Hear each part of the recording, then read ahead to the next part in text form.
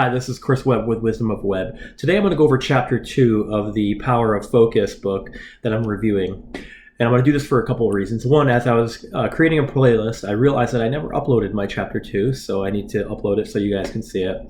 And two, it gave me a chance to reread it a little bit, and it really falls in line with some of the beliefs that I have in terms of finding your true place in life and allowing your gifts to really be used for your advantage. And I mean that in an economic sense. So in economics, we talk about comparative advantage, which means that one person has a comparative advantage over another in terms of production. For example, if you are tall and you are athletic, you probably are more likely to play sports better than somebody who is short and unathletic.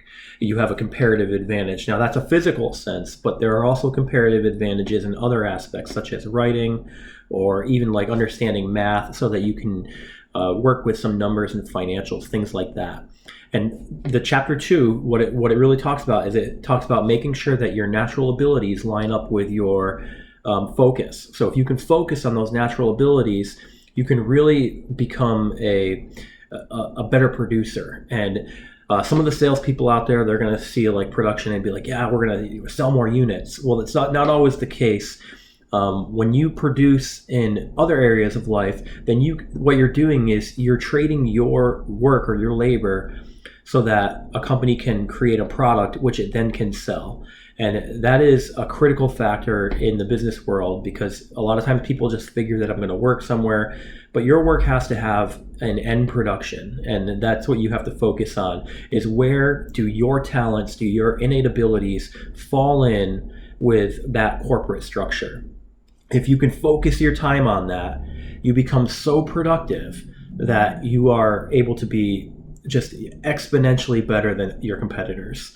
And then one other thing that the book talks about is, it talks about in this chapter, is the ability to review some of your tasks each day and realize where you're spending your time. And if you're spending your time in focused effort with your natural habits, you are going to be more productive, which means you can delegate some of those other habits, paperwork for some of us, me included, to other areas. And I've done this in my corporate life. And if you're new to the corporate life, that's something that you're going to want to focus on, is making sure that you understand your strengths and you also understand your weaknesses, because you need to team up with somebody so that your weaknesses can be done by somebody who uses those as strengths, and then you can be the strength for the other person who has a weakness, let's say in some other aspect of production. So hopefully this helps with you guys. I'm going to go ahead and finish out this book probably today to do the rest of the reviews. And if you guys have any questions or if you have suggestions on my next book, go ahead and let me know. Thanks so much.